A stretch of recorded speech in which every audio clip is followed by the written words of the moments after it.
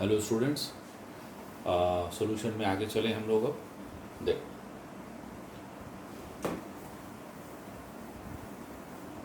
Question आता है what is went of factor.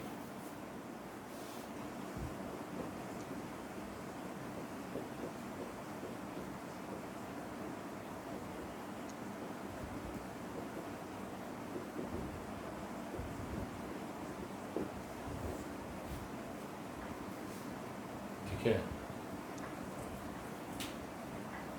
I think apostrophe शायद आगे रखो यार, यहाँ होता है। That is van't Hoff's factor, anyhow whatever it may be. अब देखो ये है क्या। अच्छा, कॉलिगेटिव प्रॉपर्टी हम लोग डिस्कस कर लिए। वो था relative lowering of vapour pressure, boiling point, depression in freezing point, osmotic pressure, ये सब था। मान लो कि कोई लिक्विड में हम ऐसा सॉल्यूट जब उसमें डाले तो डालने के बाद वो डिसोसिएट कर गया, टूट गया। जैसे सोडियम क्लोराइड Na+Cl-, कुछ पार्शियली डिसोसिएट किया या एसोसिएट कर गया या पार्शियली एसोसिएट किया, तो भाई नंबर ऑफ पार्टिकल तो या तो ज़्यादा हो जाएगा या कम। डिसोसिएट करेगा तो बढ़ जाएगा और अगर एसोसिएट करेगा तो घट जाएगा। तब तो कॉलिगेटिव प्रॉपर्टी तो जो थ्योरेटिकल वैल्यू था उसे वेरी कर जाएगा। एम आई राइट? तो जितना फैक्टर से वेरी करेगा उसको वेंट ऑफ फैक्टर बोलते हैं,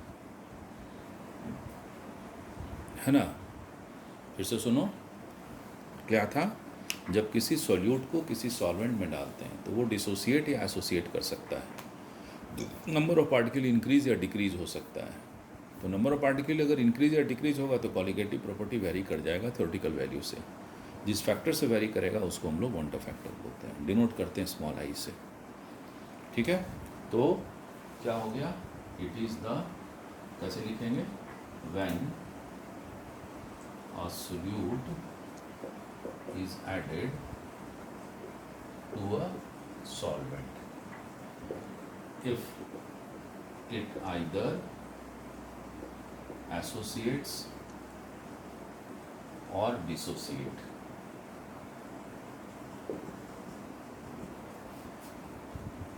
then number of particle decreases, associate हुआ तो, और increases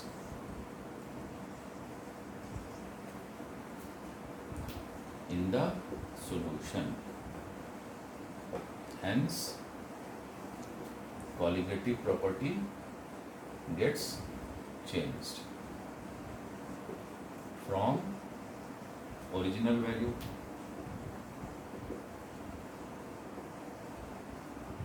क्योंकि पार्टिकल पर डिपेंड करता है, द फैक्टर बाय विच, यहाँ से डिफिनेशन हुआ शुरू, the factor by which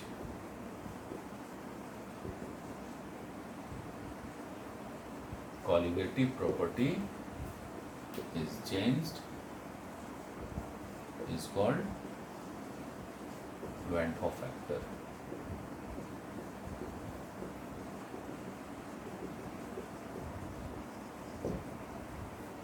It is denoted by small I.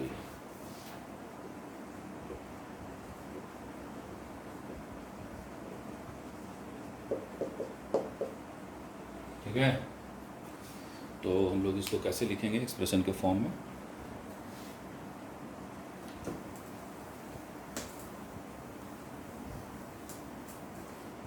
जब I इज इक्वल टू क्या है, ओरिजिनल और थ्योरेटिकल,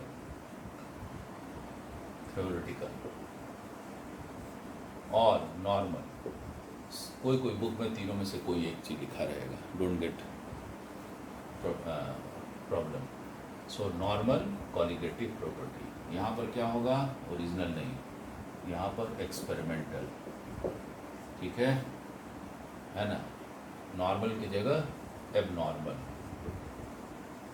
कॉलिगेटिव प्रॉपर्टी, ओरिजिनल की जगह क्या लिख सकते हो, एबनॉर्मल की वैल्यू रहने दो।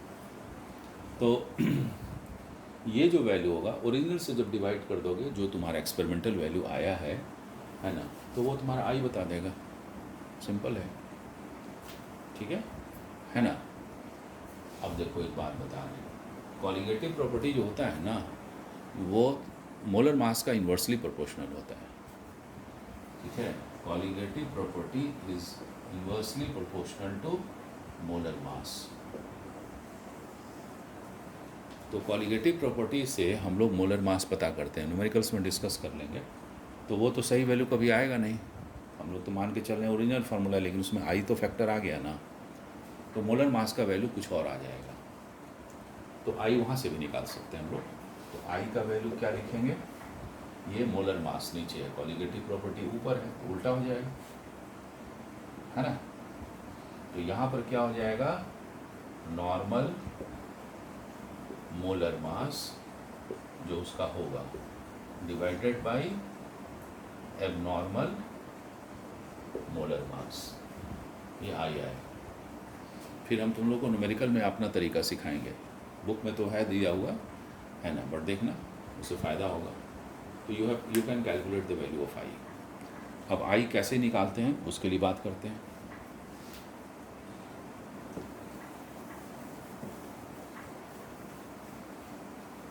बहुत सिंपल है, कुछ है नहीं।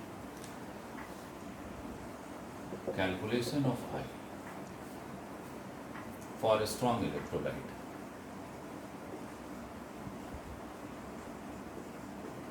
जैसे NaCl, NaNO3, K4, FeCN6, ये कैसे टूटेगा, Na+ और Cl- में, दो पार्टिकल में टूटा, तो जब दो में टूटा तो आई का वैल्यू हो गया 2।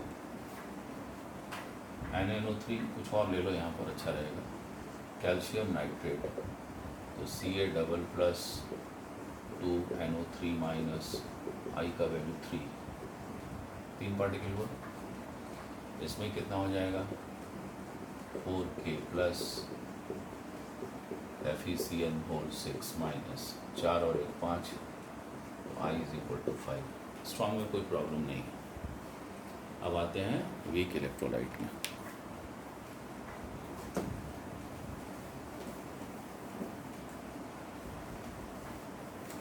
देखो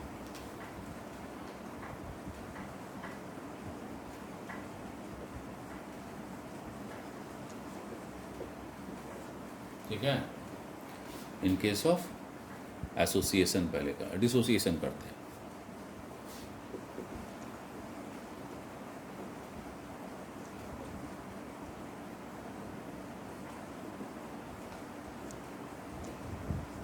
Na होगा, टूट गया, A2 है, मान लो 2A हो गया, A3 है तो 3A हो गया। तो मान लो ये पार्टिकल 1 लिया, तो शुरू में 0, कब, time = 0, let alpha is the degree of dissociation. Class 11th में पढ़े होगे इक्विलिब्रियम में। तो ये n कोफिशिएंट है, तो जो n होता है उससे मल्टीप्लाई कर देते हैं अल्फ़ा, n अल्फ़ा बन गया, जैसे 2 अल्फ़ा होगा, 3 अल्फ़ा, जो भी है, इसमें से निकल गया तो अल्फ़ा हो गया। तो इक्विलिब्रियम के समय टोटल पार्टिकल कितना हो गया, एट इक्विलिब्रियम बर्तन में टोटल नंबर ऑफ पार्टिकल्स, दोनों का सम, ये और ये दोनों रहेगा, 1 - अल्फ़ा + n अल्फ़ा। लिए थे कितना, 1, तो यही हो गया ना आई। टोटल से डिवाइड कर देंगे तो फैक्टर निकल जाएगा। अभी कितना था, ये हो गया आई। अब इसे हम अल्फ़ा निकाल लेंगे, अलजेब्रा करके, इधर उधर करके, समझ गया है। एसोसिएशन में रिवर्स कर दो,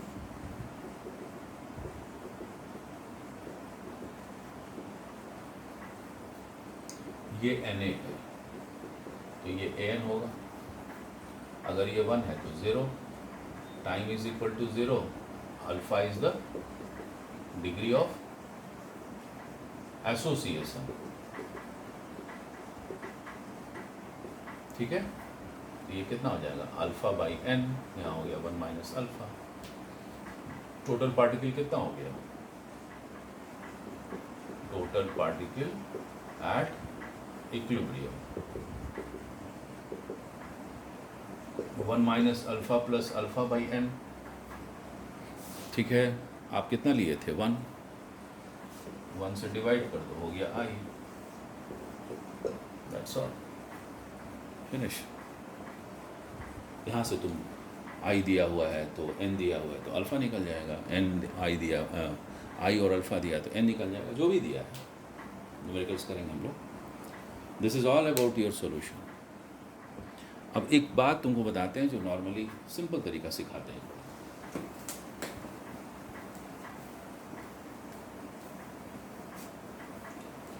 सॉरी, अभी हेनरीज लॉ बचा हुआ है ना, नेक्स्ट वीडियो में हेनरी लॉ डालते हैं। आप सुनो,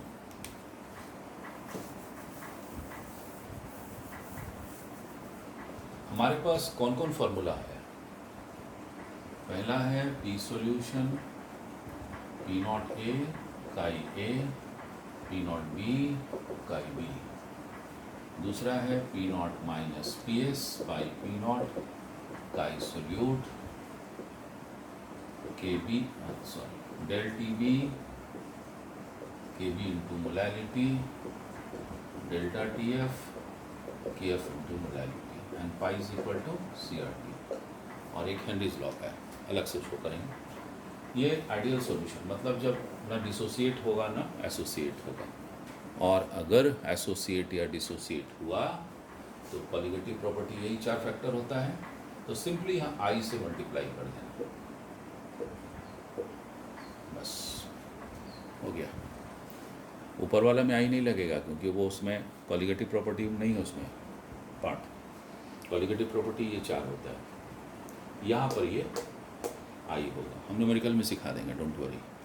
नेक्स्ट वीडियो में हम हेनरीज लॉ डालेंगे, उसके बाद हम लोग न्यूमेरिकल शुरू करेंगे, ठीक है। चलो।